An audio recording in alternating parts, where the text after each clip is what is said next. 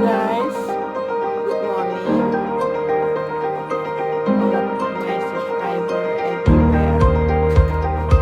I'd like to tell to you about the topic. What is the benefits or the weaknesses of the COVID-19, the global pandemic 2020? But sorry, I'll tell in bahasa Indonesia. Teman-teman semuanya, selamat pagi. Ya, selamat berjumpa lagi di channel saya ini. Saya ingin kelemahan dan benefit ataupun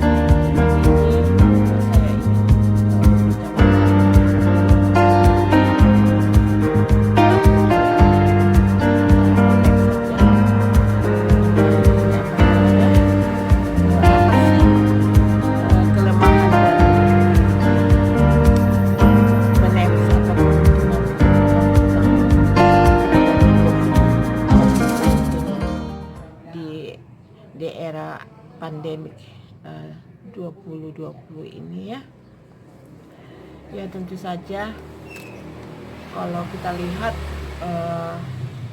dengan kita stay at home itu ya, tentu saja ada kelemahannya ya, ada apa namanya, ada juga benefitnya gitu, positifnya.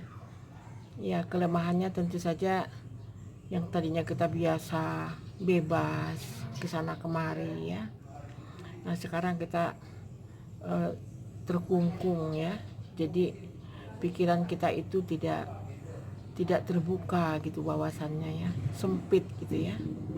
Nah itu kalau kita secara general ya kita menilainya gitu ya. Tapi kalau kita menilai positifnya, tentu saja banyak hal-hal yang kita tidak membayangkan sebelumnya ya. Nah sekarang kita berbicara dulu deh mengenai dampaknya ya, dampaknya yang jelas nanti akan kelihatan dari sekarang aja juga udah mulai ada terasa ya. Apalagi kalau sempat lama-lama bagaimana nanti ke depannya ini, yaitu yang pertama dampak ekonomi ya, dampak ekonomi. Nah kita lihat saja sekarang sudah banyak namanya pekerja-pekerja itu tidak lagi sepenuhnya ke kantor semuanya, bahkan sudah ada yang sebagian mengerjakan pekerjaannya di rumah saja ya. Nah itu tandanya apa? Sudah mengurangi jam kerja ya, sudah mengurangi jam kerja dari pegawainya. Itu karena faktor ekonomi tadi. Contohnya saja di negara besar seperti Amerika itu, perusahaan minyak yang besar ya di California ya, atau Texas gitu ya. Nah itu sekarang banyak perusahaannya yang ini loh menurun, jatuh gitu ya, bangkrut ya. Ya kenapa? Karena minyaknya nggak laku, gasnya nggak dipergunakan gitu ya untuk pesawat, buat transportasi dan lain-lain ya. Nah itu otomatis dia akan mengurangi pegawai mau tidak mau ya, karena perusahaannya nggak sanggup untuk membayar pegawainya ya. Nah itu mereka sebagian ya di rumah, dan ada sebagian yang sudah ditolak oleh perusahaannya, tidak bekerja lagi gitu ya. Untungnya saja mereka tuh kena negara besar ya, jadi pemerintahannya itu udah cukup lah untuk apa namanya, untuk mensupport pegawainya untuk beberapa bulan ke depannya itu ya. Tetapi nah seperti kita ini ya, yang baru negara saja mulai berkembang ya, mulai bangun ya ekonominya, tiba-tiba terjadi seperti ini ya. Kalau sebagian yang dia bekerja di rumah mungkin saja masih dia punya income ya untuk keluarganya, tapi kalau pengusaha-pengusaha kecil yang dia harus bekerja seharian dari pagi sampai sore itu di luar rumah. Nah itu membuat dia sangat betul-betul down ya, depresi, tertekan sekali gitu, stres ya. Nah tapi kalau kita lihat dari arti sebetulnya dari WHO ya, itu kita harus stay at home. Kalau kita stay at home, tandanya kita udah mengurangi penyebaran virus yang berbahaya ini kepada orang lain ya. Nah, itu mungkin masuk di akal, tetapi ruang gerak kita kan terbatas ya. Nah itu yang membuat kita sangat stres gitu ya. Tapi kalau kita lihat dari dari sisi positifnya, selama ini mungkin kita tidak ada waktu ya untuk mengerjakan hal-hal yang kita ingin kerjakan, tapi karena nggak ada waktu. Nah sekarang ini kita punya banyak kesempatan. Nah di sini artinya apa? Kita tuh mentrain diri sendiri ya. Kita mentraining sebelum kita seperti retired, pensiun gitu. Orang sudah pensiun ya, karena dia udah biasa kerja terus gitu ya, nggak ada preparation, nggak ada persiapan apa-apa gitu, nggak ada training sebelumnya ya, tiba-tiba stop gitu ya. Itu banyak yang sakit loh ya, nggak bisa menerima kenyataan. Nah seperti kita ini, kita udah di-train ya, mudah-mudahan kedepannya kita udah lebih kuat, udah siap dengan segala sesuatu kemungkinan yang kita tidak terpikir sebelumnya ya. Nah itu tadi dari dampak ekonomi ya, pengusaha kecil. Nah itu mereka benar-benar sangat sulit loh ya. Jadi kita yang masih boleh dikatakan bersyukur gitu ya, jadi kita jangan bikin banyak ulah lah ya. Benar-benar kita bersyukur, jangan menambah resah lagi gitu. Jadi kita harus positif ya, kita berusaha. Misalnya kayak di Amerika ya, nah mereka dengan kehilangan pekerjaan, mereka tuh memang di-support oleh pemerintahnya ya, untuk dia dikasih makan itu per bulan, dan per minggu mereka harus men-report itu, melaporkan. Nah, mereka berusaha bekerja mencari kemana gitu kerjaan, sedangkan mereka sudah keluar dari perusahaan itu. Nah kalau di sana peluang-peluang pekerjaan itu ada aja bermunculan gitu loh. Misalnya untuk bagian cleaning service ya, selama ini kan nggak ada untuk ngelap-lap bus-bus, atau untuk memberi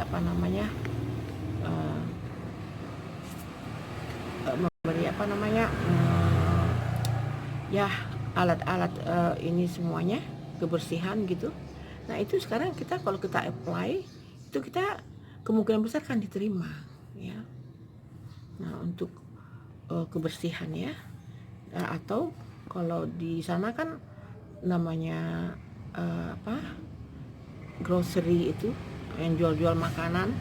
Nah itu kan nggak boleh tutup. Nah mereka tuh mungkin masih bisa meng-hire pegawainya gitu loh.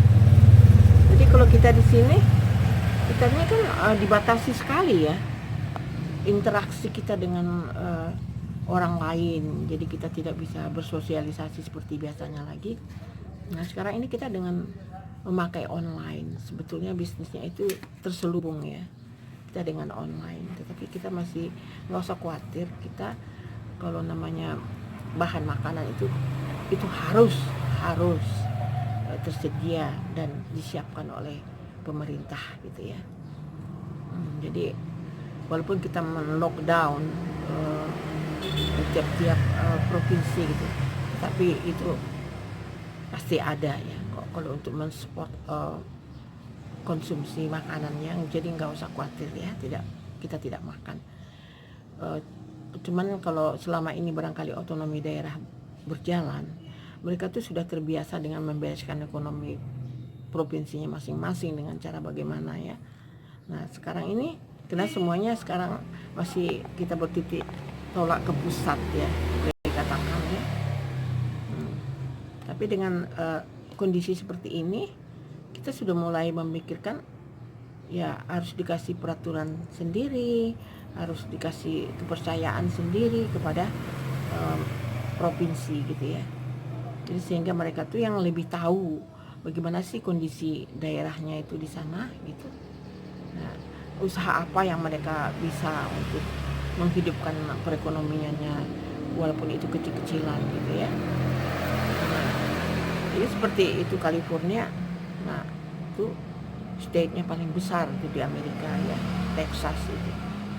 Dua itu California paling besar sekali. Kalau California itu kan terkenal untuk pusat perfilman ya, Hollywood gitu ya. Tapi mereka banyak restoran-restoran gitu. Nah, jadi dan di sana juga pusat Google, pusat Facebook, ya pusat semuanya ya di situ ya yang apa namanya untuk apa namanya internet ini ya.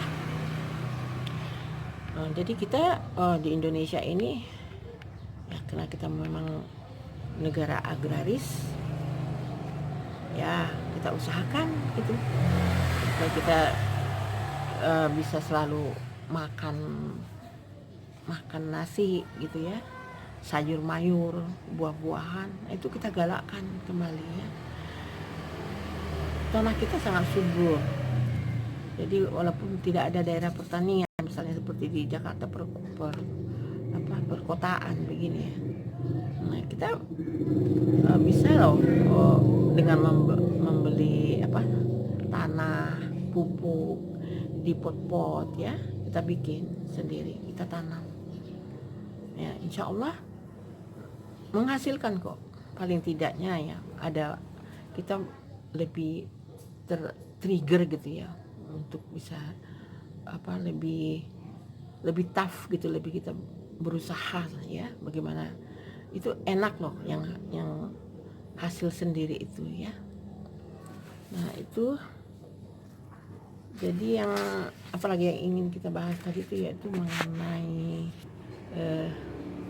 kelemahannya dan benefitnya dari global pandemik ini ya. Jadi kita itu harus, yang pertama itu kita harus positif ya, kita harus positif, confident. Nah jadi yang akan jelas nanti kelihatan tuh banyak orang yang sakit mental gitu ya kalau dia tidak kuat ya, karena dia akan yang lebih sedih lagi yang level bawah gitu, karena mereka memikirkan money first ya. Itu kita juga belum tahu nasib kita ke depannya seperti apa ke depannya gitu ya, semuanya kita ya. Jadi kita hanya dapat berdoa, kepada Allah ya, mudah-mudahan semuanya ini teratasi ya. Nah kayak kemarin itu si DT Presiden Amerika tuh, kita tahu mereka tuh mensupport dana paling besar loh ke WHO ini. Nah sekarang presidennya bilang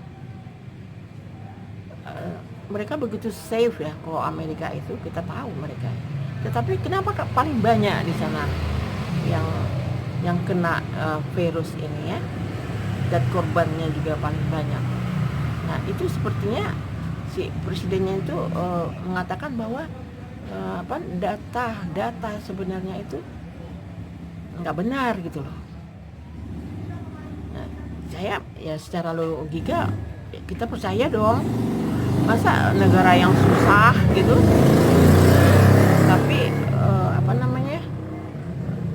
mereka itu tidak besar lah korbannya gitu loh ya. Jadi karena datanya itu tidak akurat gitu loh ya. Jadi masing-masing kita ya punya kebijakan sendiri sebetulnya gitu ya. Jadi itu kayak di Amerika itu mereka kemarin tuh sampai demo loh, mereka resah gitu loh. Nah, bagaimana kalau seperti ini ke depannya lama-lama begitu, bagaimana gitu kan. Nah, sehingga si Donald Trump mengatakan ya kita akan membentuk ekonomi baru di Amerika ini, tapi nggak tahu apa maksudnya gitu loh. Karena pemerintah di Amerika itu mereka tuh kalau untuk urusan kepemerintahan mereka sendiri loh, tidak mengajak rakyat. Jadi rakyat tuh nggak tahu apa-apa gitu, nggak seperti kita. Kalau kita tuh sangat koreksi banget semuanya apa yang dilakukan oleh pemerintah ya, semuanya kita tahu gitu ya. Kenapa Amerika seperti itu? Karena mereka dalam pemilu itu, pemilihan presiden itu bukan langsung dari rakyat loh, bukan ya. Tapi mereka berdasarkan partai dari state yang terbesar ya, state yang terbesar di Amerika. Cuma ada 2 partai, Republik dan Democratic Partai itu ya. Jadi kalau orang memilih state menang di California dan Texas, state paling terbesar di Amerika, dipastikan kandidatnya itu pasti menang jadi presiden. Nah, gitu loh. Kayak si Donald Trump, walaupun dia orang Amerika, bukan rakyat Amerika yang memilih dia gitu loh. Bukan. Orang rakyat Amerika aja kaget kalau dia terpilih gitu loh. Kalau kita Indonesia kan, kita individu ya, kita yang memilih presiden. Tapi sekarang ini kan sepertinya sudah ada perubahan ya, kedepannya udah lebih baik lagi gitu. Jadi kemarin tuh sempat rakyat Amerika itu mereka demo, mereka nggak takut, mengatakan aja mereka resah gitu. Jadi kata si Donald Trump, ya katanya kita buka aja lah, nggak tahu apa yang mau dibuka itu, Pak, ekonominya atau apanya maksud dia gitu ya. Tapi rakyat Amerika bilang nggak bisa dong dengan sikon seperti sekarang ini, orang masih dalam virus corona begini ya kan, banyak yang masih korban, nggak bisa langsung begini aja katanya begitu. Jadi kalau kita Indonesia ya tergantung bagaimana mengupdate perkembangan sehari-hari kita di Indonesia. Yang tahu ya pemerintah ya, dan kita juga itu sangat terbuka ya, jadi kita juga tahu misalnya gimana korban-korban di Jakarta berapa ya banyaknya, dan sekarang apakah sudah berkurang atau bertambah gitu ya. Nah, saya kadang hello guys, good morning all of my subscriber everywhere. Yeah, I would like today to tell to you about the topic, what is the benefits or the weaknesses of the COVID-19 at the global pandemic 2020. But sorry, I'll tell in bahasa Indonesia ya. Teman-teman semuanya, selamat pagi. Saya selamat berjumpa lagi di YouTube channel saya ini. Pagi ini saya ingin berbincang-bincang kembali, yaitu ngalor ngidul ya. Kita relax saja mengenai apa sih kelemahan dan benefit atau keuntungan tentang dari COVID-19 di era pandemik 2020 ini ya. Ya tentu saja kalau kita lihat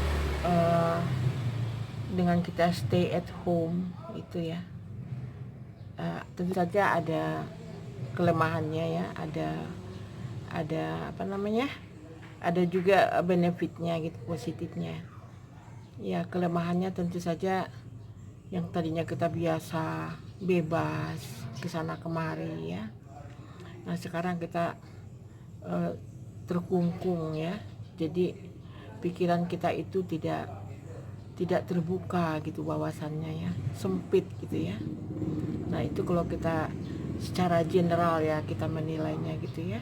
Tapi kalau kita menilai positifnya, tentu saja banyak hal-hal yang kita tidak membayangkan sebelumnya ya. Nah sekarang kita berbicara dulu deh mengenai dampaknya ya, dampaknya yang jelas nanti akan kelihatan dari sekarang aja juga udah mulai ada terasa ya. Apalagi kalau sempat lama-lama bagaimana nanti ke depannya ini, yaitu yang pertama dampak ekonomi ya, dampak ekonomi. Nah kita lihat saja sekarang sudah banyak namanya pekerja-pekerja itu tidak lagi sepenuhnya ke kantor semuanya, bahkan sudah ada yang sebagian mengerjakan pekerjaannya di rumah saja ya. Nah itu tandanya apa, sudah mengurangi jam kerja ya, sudah mengurangi jam kerja dari pegawainya. Nah, itu karena faktor ekonomi tadi. Contohnya saja di negara besar seperti Amerika itu, perusahaan minyak yang besar ya di California ya, atau Texas gitu ya. Nah itu sekarang banyak perusahaannya yang ini loh menurun, jatuh gitu ya, bangkrut ya. Ya kenapa? Karena minyaknya nggak laku, gasnya nggak dipergunakan gitu ya untuk pesawat, buat transportasi dan lain-lain ya.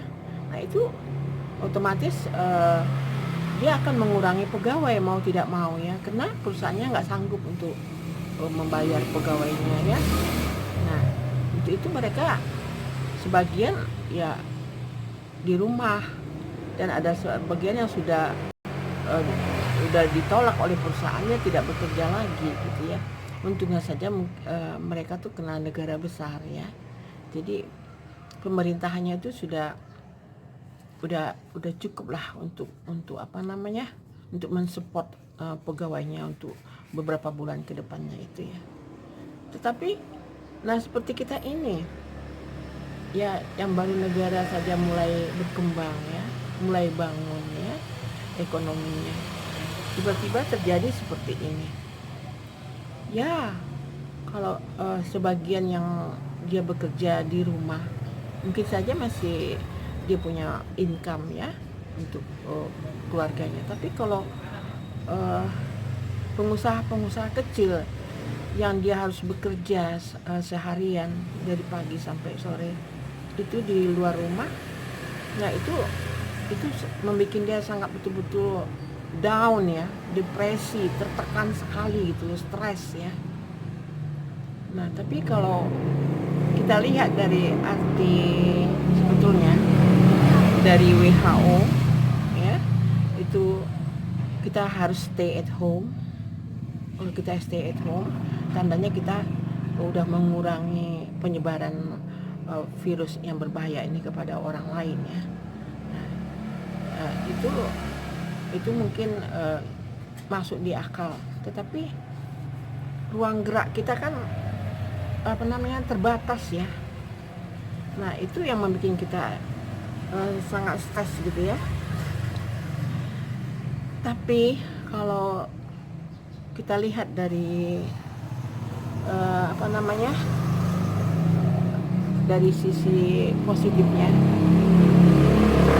selama ini mungkin kita tidak ada waktu ya untuk mengerjakan hal-hal yang kita ingin kerjakan, tapi karena nggak ada waktu. Nah sekarang ini kita punya banyak kesempatan. Nah di sini artinya apa? Kita tuh mentrain diri sendiri ya. Kita mentraining sebelum kita seperti retired, pensiun gitu. Orang sudah pensiun ya, karena dia udah biasa kerja terus gitu ya, nggak ada preparation, nggak ada persiapan apa-apa gitu, nggak ada training sebelumnya ya, tiba-tiba stop gitu ya. Itu banyak yang sakit loh ya, nggak bisa menerima kenyataan. Nah seperti kita ini, kita udah di train ya, mudah-mudahan kedepannya kita udah lebih kuat, udah siap dengan segala sesuatu kemungkinan yang kita tidak terpikir sebelumnya ya. Nah itu tadi dari dampak ekonomi ya, pengusaha kecil. Nah itu mereka benar-benar sangat sulit loh ya. Jadi kita yang masih boleh dikatakan bersyukur gitu ya. Jadi kita jangan bikin banyak ulah lah ya. Benar-benar kita bersyukur, jangan menambah resah lagi gitu. Jadi kita harus positif ya. Kita berusaha, misalnya kayak di Amerika ya. Nah mereka dengan kehilangan pekerjaan, mereka tuh memang disupport oleh pemerintahnya ya untuk dia dikasih makan itu per bulan, dan per minggu mereka harus mereport itu, melaporkan mereka berusaha bekerja mencari kemana gitu pekerjaan, sedangkan mereka sudah keluar dari perusahaan itu. Nah kalau di sana peluang-peluang pekerjaan itu ada aja bermunculan gitu loh. Misalnya untuk bagian cleaning service ya, selama ini kan nggak ada untuk ngelap-lap bus-bus atau untuk memberi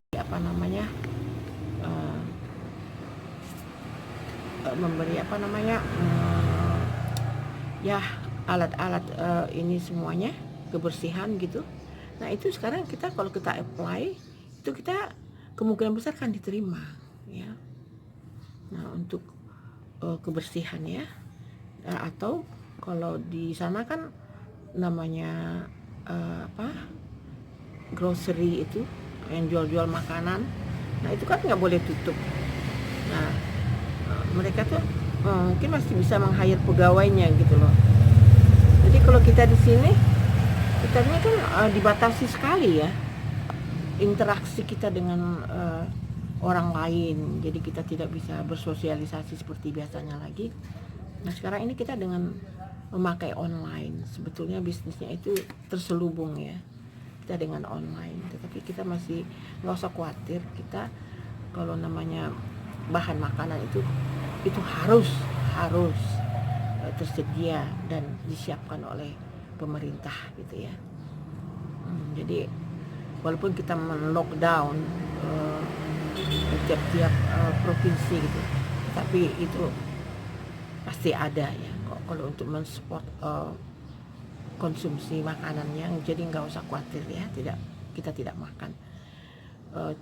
Cuman kalau selama ini barangkali otonomi daerah berjalan, mereka tuh sudah terbiasa dengan membereskan ekonomi provinsinya masing-masing dengan cara bagaimana ya.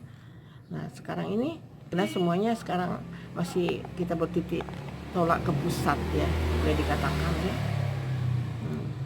Tapi dengan kondisi seperti ini, kita sudah mulai memikirkan ya harus dikasih peraturan sendiri, harus dikasih kepercayaan sendiri kepada provinsi gitu ya.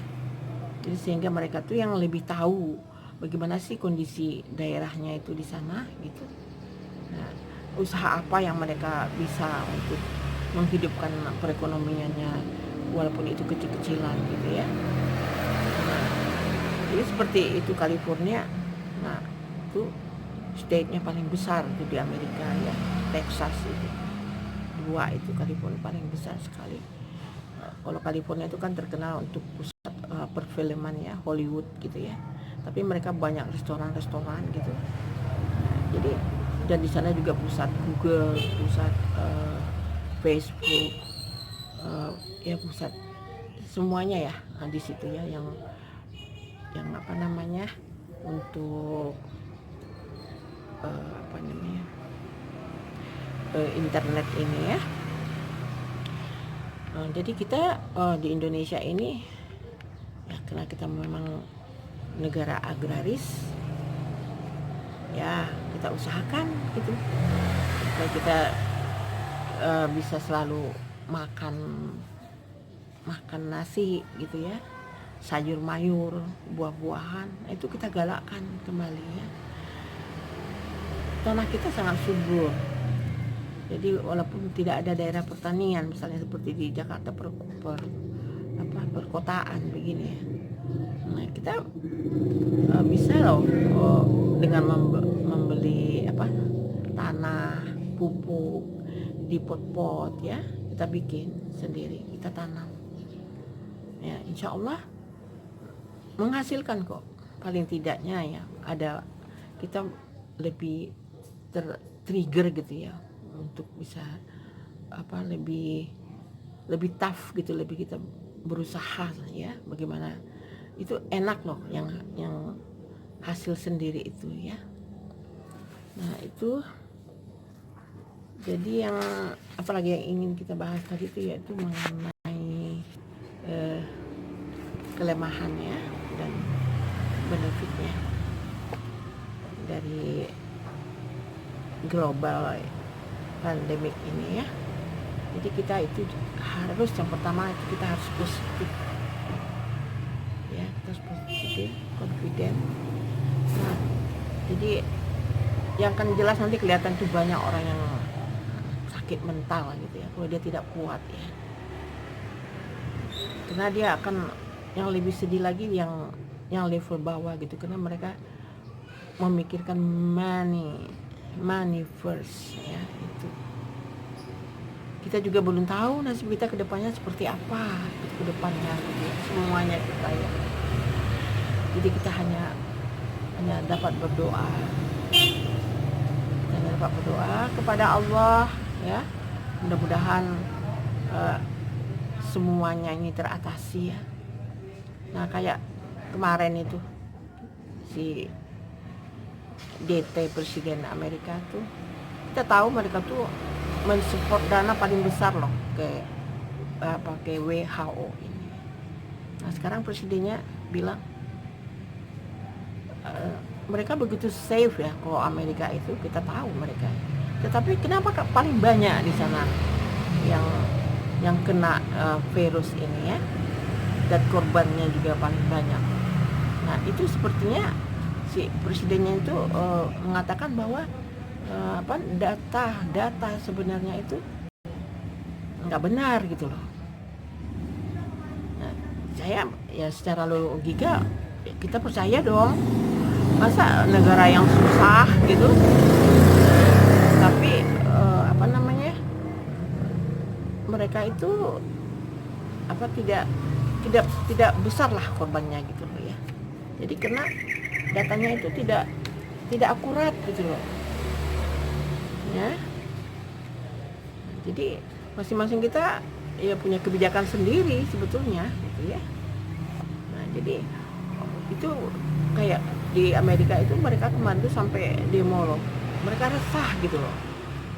Nah bagaimana kalau seperti ini ke depannya lama-lama begitu, bagaimana gitu kan. Nah sehingga si Donald Trump mengatakan ya kita akan membentuk ekonomi baru di Amerika ini, tapi nggak tahu apa maksudnya gitu loh. Karena pemerintah di Amerika itu, mereka tuh kalau untuk urusan kepemerintahan mereka sendiri loh, tidak mengajak rakyat. Jadi rakyat tuh nggak tahu apa-apa gitu, nggak seperti kita. Kalau kita tuh sangat koreksi banget semuanya apa yang dilakukan oleh pemerintah ya, semuanya kita tahu gitu ya. Kenapa Amerika seperti itu? Karena mereka dalam pemilu itu, pemilihan presiden itu bukan langsung dari rakyat loh, bukan ya. Tapi mereka berdasarkan partai dari state yang terbesar ya. State yang terbesar di Amerika cuma ada 2 partai, Republik dan Democratic Partai itu ya. Jadi kalau orang memilih state menang di California dan Texas, state paling terbesar di Amerika, dipastikan kandidatnya itu pasti menang jadi presiden. Nah, gitu loh. Kayak si Donald Trump, walaupun dia orang Amerika, bukan rakyat Amerika yang memilih dia gitu loh. Bukan.